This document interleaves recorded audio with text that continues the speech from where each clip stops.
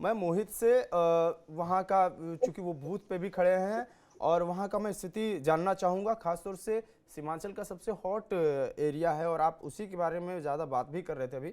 तो मोहित, क्या है अभी स्थिति वहाँ की, जरा मुझे बताइए, उस बूथ के बारे में भी बताइए और उसके साथ ही आप जरा और भी जो सीटें हैं उसको डिस्क्राइब करिए कि कैसे असुद्दीन ओवैसी, चूंकि आपके क्षेत्र में कुछ अलग चुनाव हो रहा है इस बार।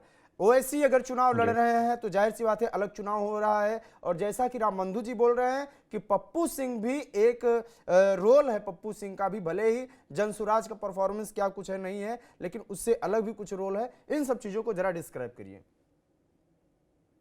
देखिए, दूसरे चरण हाँ। के लिए जो है पूर्णिया में जो है मतदान शुरू हो चुका है। अभी हम जो है कला भवन के मॉडल बूथ पे हैं और इस मॉडल बूथ पर जो है हम्म। जो कलाकृतियां वगैरह बनाई गई है और ये हम्म। कलाकृतियां वगैरह देख के जो है लोग बहुत ही बेहद खुश हो रहे हैं। मगर जो यहाँ के मतदाता हैं वो हम्म। मतदाताओं का जो रुझान है, क्योंकि ये जो पूर्णिया का जो 7 विधानसभा है, 7 विधानसभा में कांटे की टक्कर जो है 2-3 विधानसभा में देखी जा रही है। अगर हम दमदहा विधानसभा की बात करें तो दमदहा में हम्म। मंत्री लेसी सिंह हैं और उन्हीं के पार्टी के जो सांसद, पूर्व सांसद थे संतोष कुशवाहा, हाँ। उनके खिलाफ जो है ताल ठोक रहे हैं। और लगातार जो है 3 दिनों से यहाँ घटनाक्रम चल रही है। जो लेसी सिंह और संतोष कुशवाहा एक दूसरे पर आरोप प्रत्यारोप लगा रहे हैं। इसके अलावा जो है पप्पू यादव भी इस लड़ाई में कूद चुके हैं और रात में जो है तीनों ने जो है सुरक्षा की गुहार लगाई है और कहा है कि ये लोग जो है आपस में ही मारपीट करके जो है एक दूसरे प्रत्याशी को जो है बदनाम करने की कोशिश हम्म। करेंगे। और जो हम्म। धमदाहा का समीकरण है, क्योंकि हम्म। धमदाहा बिल्कुल जो है संतोष कुशवाहा के लिए नया है और यहाँ पर जो है मतदाता जो है 70,000 मुस्लिम है। इसी मुस्लिम वोट बैंक के बदौलत जो है संतोष कुशवाहा वहाँ गए हैं और जदयू से वो नाराज चल रहे थे। पहले हम्म। उन्होंने कदवा सीट मांगा था, कदवा सीट नहीं मिलने के बाद जो है धमदाहा सीट से वो खड़े हो चुके हम्म। हैं। और जहाँ तक कुशवाहा समाज की बात है तो मात्र 17,000 की आबादी है वहाँ पर वोटरों की।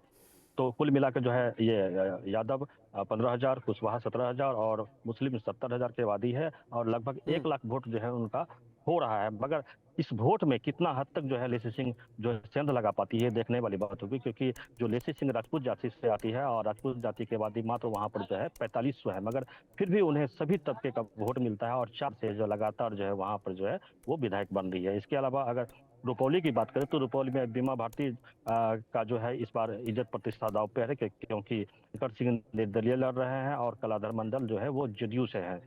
वहां पर हम्म। गंगोता वोट जो लगभग 45,000 के आसपास है और ये ये धर्म की तरफ जा रहे हैं या बीमा भारती की तरफ जा रही है, ये देखने वाली बात होगी। सबसे ज्यादा जो मुस्लिम और बनिया वोट ये जो है निर्दलीय शंकर सिंह की तरफ हर बार जो है वो चली जाती थी। और इस बार वो निर्दलीय और जो मुस्लिम माफ करेंगे बैस बनिया का वोट और मुस्लिम वोट शंकर सिंह की तरफ अगर होती है तो फिर शंकर सिंह की जीत होगी। अगर ये जदयू की तरफ हो हाँ। जाती है, क्योंकि कन्वर्ट जो है ये बीमा भारती की तरफ नहीं हो पा रही है, अगर जदयू की तरफ होता है तो कलाधर मंडल मोहित, शंकर अगेंस्ट में सिंह है। का हो चुनाव सकता है पिछली बार कलाधर बहुत ही मंडल इंटरेस्टिंग हुआ था। उपचुनाव सबने रुपौली का देखा जी। भी था और उपचुनाव का जो ट्रेंड था वो बहुत ही आश्चर्यजनक था, क्योंकि ये कहा जा रहा था कि उस उपचुनाव में पप्पू सिंह, जो कि अभी जनसुराज के राष्ट्रीय अध्यक्ष हैं, उन्होंने भी काफी इंटरेस्ट लिया था। लेकिन इंटरेस्ट था पप्पू यादव का भी, पप्पू यादव बोल नहीं रहे थे, लेकिन अंदर खाने ये पता चल रहा था कि सबकी रुचि है। लेकिन इन सब के बीच में एक निर्दलीय उम्मीदवार शंकर सिंह, उन्होंने कैसे कलाधर मंडल जो कि जदयू के उम्मीदवार हैं उनको भी परास्त किया, और बीमा भारती जो कि वहां से विधायक रही और लोकसभा चुनाव भी लड़ी, जिनके ऊपर लालू यादव का आशीर्वाद था, तेजस्वी यादव भाई उनके, उनका सपोर्ट था। इन सबको परास्त करने वाले शंकर सिंह की स्थिति अभी क्या है उसको बताइए जरा। देखिए, शंकर सिंह की स्थिति जो है कि अभी मैंने जो कहा कि वो मुस्लिम वोट और बेस बनिया वोट पर निर्भर करता है। अगर मुस्लिम वोट उनके तरफ टर्न अप होता है तो फिर हम्म। उनकी जीत हो पाएगी। मगर मुझे लगता है कि जिस तरह से जो है उनको बहुत कम समय मिला काम करने के लिए और बहुत कम समय में उन्होंने जो काम किया वो काम नाकाफी था। हाँ। और जो पिछला जो बीमा भारती जो काम की थी वो लोगों को बता रहे हैं कि हमारा जो काम किया हुआ है उसी को जो मैंने उद्घाटन किया था उसी को फिर दोबारा जो है शंकर सिंह उद्घाटन कर रहे हैं और काम कर रहे हैं। कुल मिलाकर जो है शंकर सिंह की स्थिति अभी बिल्कुल वहां पर खराब है, मगर वहां त्रिकोणीय मुकाबला है। जहां तक बात है पप्पू सिंह की, पप्पू सिंह का पूर्णिया जो है गृह क्षेत्र है और उन्होंने जनसुराज, वो अभी जनसुराज के राष्ट्रीय अध्यक्ष हैं। और जो रुपौली सीट पे भी जो अमोद मंडल को उन्होंने टिकट दिया है, मगर अमोद नहीं है, तो वो हम्म। मंडल जाति से है। और जो बीमा भारती है वो मंडल जाति से है। इसके अलावा कलाधर मंडल जो है वो भी मंडल जाति से। कुल मिलाकर जो है अमोद मंडल एक तरह से चलिए कि कुछ हद तक वो वोट काटेंगे, मगर जीत की स्थिति उनकी नहीं है। उसी हम्म। तरह जो है अन्य विधानसभाओं की बात करें, जो जनसुराज के प्रत्याशी है वो उस तरह से वोट नहीं काट पा रहे हैं। जो धमदाहा में है, धमदाहा में जो पूर्णिया के जिला अध्यक्ष है बंटी यादव, वो वहां से चुनाव लड़ रहे हैं जनसुराज से, मगर हम्म। उनका भी कोई वहां पर जादू नहीं चल रहा है। कुल मिलाकर अगर कह सकते हैं कि कोसी सीमांचल में जो है हम्म। पप्पू सिंह का जो है कोई यहाँ पर जादू नहीं चल रहा है। जनसुराज को उन्होंने खड़ा किया है, स्टैंड किया है। जो हम्म। आपको पश्चिमी क्षेत्र तरफ जाएंगे तो उस तरफ कुछ कुछ कुछ एरिया में, जो जैसा सहरसा में जाएंगे तो किशोर कुमार मुन्ना वहां पर हम्म। प्रथम चरण में जो चुनाव हुआ किशोर कुमार मुन्ना का, वहां पर जो है लग रहा है हम्म। कि वो कुछ हद तक जो है वहां पर वोट लाए हैं। और वो वहां त्रिकोणीय मुकाबला सहरसा में दिखा था।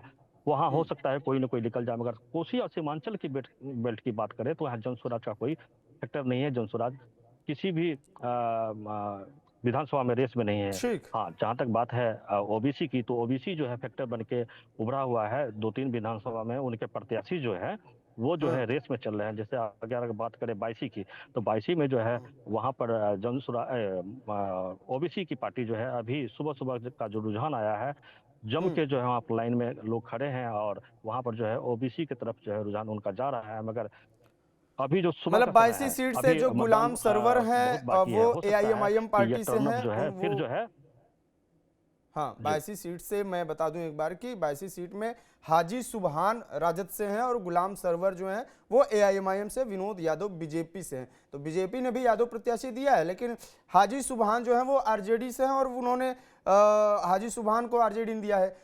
तो क्या इसमें ऐसा कुछ कास्ट का भी कुछ समीकरण पेश फंस रहा है कि बीजेपी यादव अगर वोट काट रही है प्लस हिंदू वोट, तो वो पोलराइजेशन अगर ऐसा होता है तो फिर वही है कि एआईएमआईएम जीत सकती है, गुलाम सरवर अगर मुस्लिमों की वोटिंग ज़्यादा है, या तो बीजेपी भी वो टक्कर दे रही, क्या समीकरण बन सकता है? देखिए, बायसी का जो क्षेत्र है, बायसी एक मुस्लिम बहुल इलाका है और वहाँ हम्म। हिंदू की आबादी जो है बहुत ही कम है। मगर जिस तरह से हम्म। जो है आरजेडी जो है अपने सिटिंग विधायक सैयद रुकनुद्दीन का हम्म। टिकट काट कर जो है हम्म। दूसरे को दे दिया गया, तो ये हम्म। फैक्टर वहां पर नजर आ रहा है। सैयद रुकनुद्दीन जो है वो अंदरूनी खाने से जो है नाराज चल रहे हैं, साथ में हम्म। घूम रहे हैं, मगर आरजेडी के पक्ष में जो है लोगों को जो गोलबंद करने का जो प्रयास जो है वो नहीं कर पा रहे हैं। वहीं जो है हम्म। एमआईएम जो है पिछले बार गुलाम सरवर, अगर सीमांचल में जो है ओबीसी को किसी ने स्थापित किया था तो वो गुलाम सरवर का था, मगर उनका टिकट जो है काट दिया गया था। और इस बार हम्म। उनको टिकट दिया गया है। तो जब भी ओबीसी यहाँ आए हैं बायसी क्षेत्र में, हम्म। उन्होंने जो है काफी दौरा किया है और काफी हम्म। स्थिति मजबूत है वहाँ के लोग। जब मैंने वहाँ के चौपाल भी लगाया था तो वहाँ लोगों का कहना था कि जो हमारे एमआईएम को हमने जिताया था और एमआईएम के जो विधायक हैं वो टिकट बेच दिए, उन्होंने हम्म। वो बिक गए और बिक करके जो है वो आरजेडी में चल गए। इसलिए वो लोग खफा थे। यही वजह है कि जो सैयद रुकनुद्दीन है उनका जो है टिकट जो है इस बार काट दिया गया, क्योंकि वो आरजेडी में आ गए थे, उनका टिकट काट दिया गया था। क्योंकि उनको अगर टिकट मिलता तो उनकी बुरी तरह से हार होती। तो ये कहीं हद तक जो है आरजेडी ने वहां पर सफल प्रयोग किया और टिकट जो है किसी अन्य को दिया।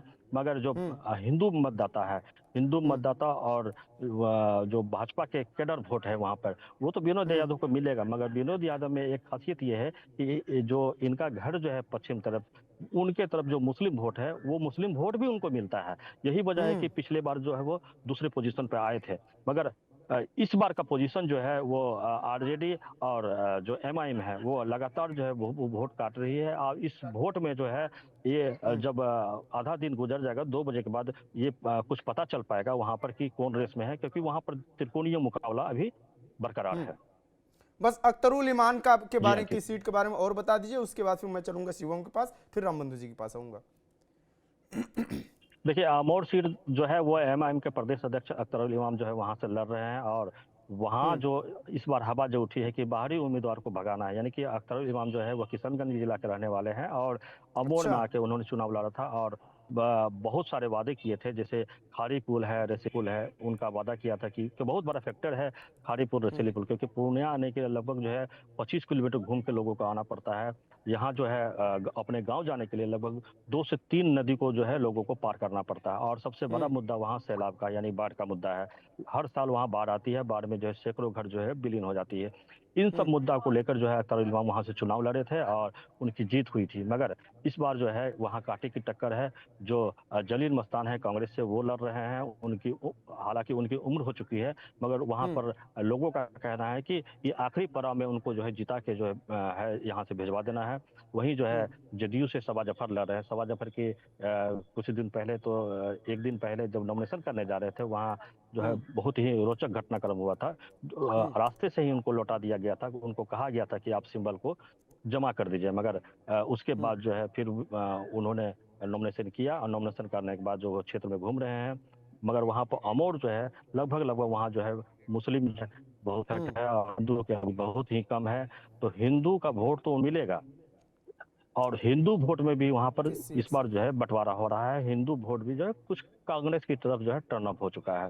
तो कोई मिला हम्म, के जो है वहां अमौर का सीट जो है फंसता हुआ नजर आ रहा है। और अख्तारुल इमाम की जो स्थिति है वो काफी जो ये है बड़ी बात बता रहे हैं आप अभी खुद। अगर ये नहीं कहा जा एआईएमआईएम के सकता है। प्रदेश अध्यक्ष का सीट फंस रहा है तो जाहिर सी बात है कि फिर ओवैसी जिस ताकत से चुनाव प्रचार कर रहे थे, और ओवैसी को शायद फिर, अगर मुझे लगता है कि अगर अख्तरुल इमाम चुनाव हारते हैं तो फिर मुझे लगता है कि आरजेडी वगैरह जो इनको गठबंधन में लेने से इनकार किया, तो मुझे ऐसा लगता है फिर तेजस्वी यादव का आकलन भी सही होगा कि जितना ये लोग 7 सीट 6 सीट मांग रहे थे और कहीं ना कहीं ये दावा कर रहे थे कि मुस्लिम वोट बैंक हमारा है, फिर तो मुस्लिमों ने ही, उस समाज ने ही फिर नकार दिया। मुझे लगता है कि फिर इससे आरजेडी को कहीं ना कहीं आने वाले और 4-5 सालों में बहुत फायदा होने वाला है, अगर एआईएमआईएम का परफॉर्मेंस गड़बड़ाता है तो।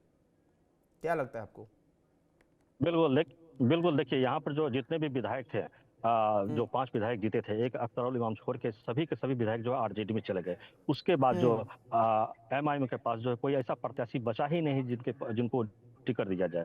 मगर ये जी, आरजेडी के जो भी आए, उनका कहना है हम्म, कि हम अपने फेस के बदौलत, हम जो काम किए तो उस बदौलत जो है हम जीते, ना कि हम्म, एमआईएम के बदौलत जीते थे। इसके हम्म, बाद एमआईएम को यहाँ पर कोई ऐसा उम्मीदवार मिला नहीं। जो हम्म, प्रदेश अध्यक्ष है उनके अलावा कोई ऐसा दमदार, जैसे गुलाम सर हो गया या हम्म, अन्य, किशनगंज की बात करें तो किशनगंज में भी जो है ऐसा कोई दमदार उम्मीदवार उनको मिला नहीं। जो पूर्व विधायक थे, लास्ट में उन्हीं को हम्म, टिकट दे के जो है उन्होंने खड़ा किया। और हम्म, मगर कांग्रेस ने और आरजेडी ने भी चाल चला। जो सिटिंग विधायक थे कांग्रेस के भी, जैसे कि आप अमोर की बात करें, माफ करेंगे, हम्म, कस्बा की बात करें, कस्बा में अफाक आलम चुनाव लड़ रहे हैं, उनका टिकट काट के किसी अन्य को दे दिया गया। उसी तरह बायसी में जो है टिकट काट के किसी अन्य को दे दिया गया। किशनगंज में भी हम्म। जो है जो सिटिंग विधायक थे उनका टिकट काट के कांग्रेस ने किसी और को दे दिया। तो कांग्रेस आरजेडी बिल्कुल रणनीति के तहत जो सीमांचल में काम कर रही है। उनका एक ही मोटो है कि इस बार जो है एमआईएम का पत्ता जो है सीमांचल से साफ कर देना है।